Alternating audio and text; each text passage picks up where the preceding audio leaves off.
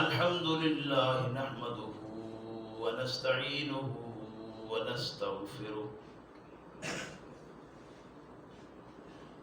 ونعوذ بالله من شرور أنفسنا ومن سيئات أعمالنا من يهده الله فلا مضل له ومن يضلله فلا هادي له ونشهد أن لا إله إلا الله وحده لا شريك له ونشهد أن محمدا عبده ورسوله أما بعد فإن خير الحديث كتاب الله وخير الهدي هدي محمد صلى الله عليه وسلم وشر الأمور محدثاتها وكل محدثة بدعة وكل بدعة ضلالة وكل ضلالة في النار فاعوذ بالله من الشيطان الرجيم بسم الله الرحمن الرحيم ومن يكسب خطيئة أو إثما ثم يرم به بريئا فقد احتمل بهتانا وإثما مبينا. میرے محترم بھائیوں بزرگوں، یہ آج کے سبق کی آخری آیت مبارکہ 112 نمبر ہے سورہ النساء کی. ذرا جاگیے اور ہوش سے کام لیجئے، بات سمجھنے والی ہے. من یکسب خطیئۃ، جو کسب کرے خطا والا، او اسمن، یا گناہ والا، اس سے غلطی سرزد ہو جائے یا وہ کر بیٹھے، اس سے ہو جائے یا وہ کر بیٹھے یا پتہ نہ چلے کہ ہو گیا ہو اور بعد میں علم ہو کہ یہ میرے سے غلط ہوا. میں پھر عرض کروں، من یکسب خطیئۃ قرآن ہے، او اسمن ثم یرم بہ بریئا، پھر اس کو کسی ایسے کے ذمہ ڈال دے جو اس سے بری ذمہ ہو.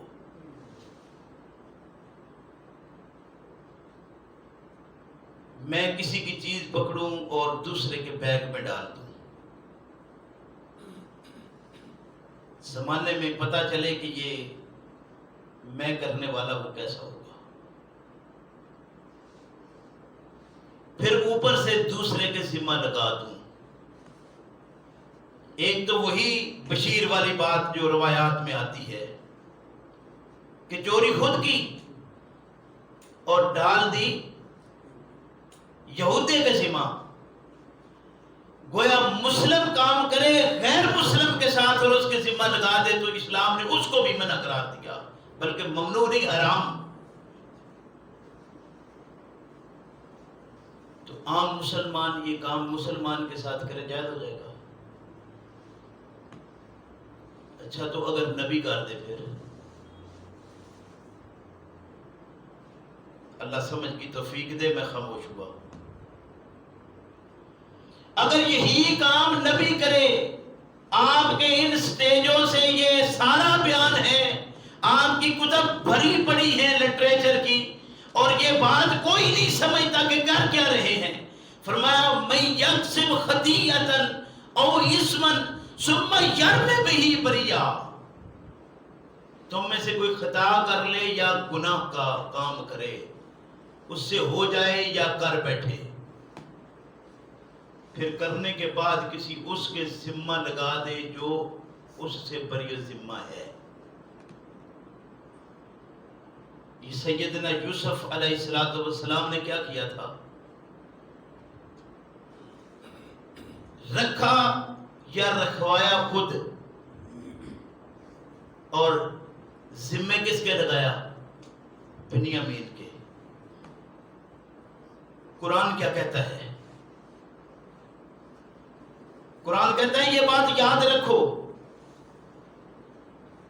ایک ہوتی ہے وہ بات کہ انسان میں موجود ہو، کوئی غلط کام ہے جو انسان کے اندر ہے، اور دو آپس میں بیٹھ کر اس کو ڈسکس کرتے ہیں اس کی روٹنگ کے لیے.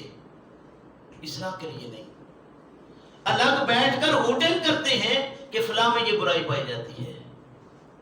قرآن نے اسے کیا کہا ہے؟ غیبت.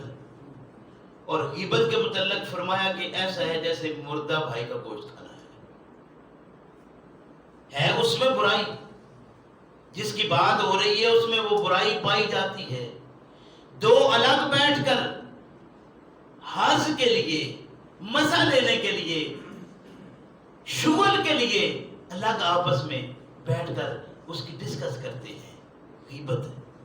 اور غیبت مردہ بھائی کا گوشت کھانا. ایک وہ بات جو کسی میں پائی نہ جاتی ہو اس کے ذمہ لگا دی جائے، اس سے بڑا اور کیا ظلم ہوگا. اور پھر نبی اِنَّا لِلَّهِ وَإِنَّا إِلَيْهِ راجعون، وہ ہستیاں جو ان چیزوں سے مبرہ تھی، پاک تھی، ان کے ذمہ یہ باتیں لگا کر پھر ہم دین کا کام سمجھتے ہیں. اور اگر کوئی نہ تسلیم کرے، یہ کہے کہ قرآن کیا کہتا ہے، فتوے لگاتے ہو اس پر. لگاؤ جو فتویٰ لگا سکتے ہو. قرآن یہ کہتا ہے من یکسب اسما فانما من یکسب خطیئۃ او اسما ثم یرم به بریئا فقد احتمل بہتانا واثما مبینا. وہ ایسا بدبخت ہے جس نے اپنے لیے بہتان کا ایک وبال اپنے لیے رکھا ہے. بہتان کا بوجھ اس نے اپنے سر لے لیا ہے. فقد احتمل بہتانا، اس نے بوجھ اٹھایا ہے بہتان کا. بہتان وہ جس نے نہ کیا ہو اس کے ذمہ لگا دیا جائے. آدمی نے ایک بات نہیں کی اس کے ذمہ لگا دی، ایک کام نہیں کیا اس کے ذمہ لگا دیا. اور پھر اس پر بڑی بڑی کتابیں ہیں، بڑی بڑی آپ کی کہانیاں گھڑی ہوئی ہیں. وہ سارا ہے کہ سیدنا یوسف علیہ السلام تھے، انہوں نے وہ ایک برتن تھا وہ جو رکھا اپنے بھائیوں کے سلیتے میں اور پھر بھیج دیا ان کو. جب بھیج کر نکل گئے تو پیچھے آواز دلوائی کہ کافر بھرو تم تو چور ہو. اِنَّا لِلَّهِ وَإِنَّا إِلَيْهِ راجعون. ہماری سمجھ میں فرق ضرور ہو سکتا ہے لیکن یہ کام نبی نہیں کر سکتا. یعنی ہمارے ایمان کا حصہ ہے یہ کہ انبیاء علیہ السلام کی شان ایسی بیان کرنا اور پھر اس میں یہ بات لگانا، ہمارے ایمان کا جنازہ نکل جاتا ہے. بیان کرنے والا کوئی ہو، وہ حضرت العلام ہوں، وہ حضرت صاحب ہوں، وہ پیر جی ہوں، مفتی صاحب ہوں، قاری صاحب ہوں، قاضی صاحب ہوں،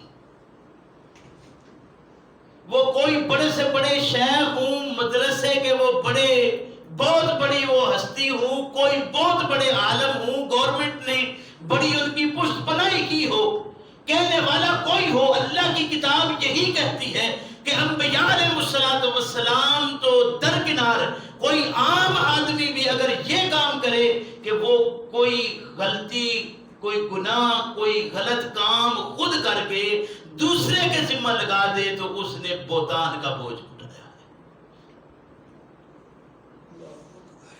اور انبیاء علیہ السلام کی شان اس سے مبرہ ہے.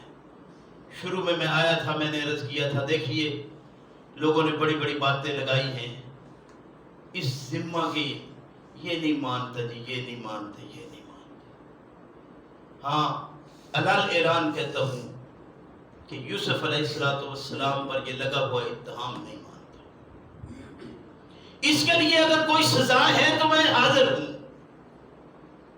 بڑی سے بڑی کوئی سزا مل جائے تو کوئی پرواہ نہیں، لیکن سیدنا یوسف علیہ السلام کی ذات پر یہ بہتان، یہ گناہ جس نے بھی لگایا، جہاں سے بھی، یہ وہ باتیں تھی جو اسرائیلیات سے آئی تھی. اور ہم الان کہتے ہیں کہ اسرائیلیات کو تم نے اپنا دین بنا لیا. وہ اسرائیلیات اپنی اسرائیلی روایات کو لے کر وہ گمراہ ہوئے، تم آج گمراہ ہو. تو اپنے ایمان کا خیال کرو، کیا کر رہے ہو.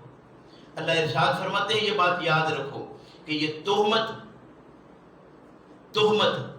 اور بہتان، اس میں بھی سمجھو کیا ہے. تہمت ہوتا ہے کہ کسی پر بات کی جائے تو اس میں ہو غلط کسی کے ذمہ، لیکن اس میں شدت زیادہ نہ ہو، وہ تہمت ہوتا ہے لگانا. وہ بات جس میں بہت زیادہ شدت نہ پائی جاتی ہو اسے کہتے ہیں تہمت، اور جس میں شدت پائی جاتی ہے اسے کہتے ہیں بہتان۔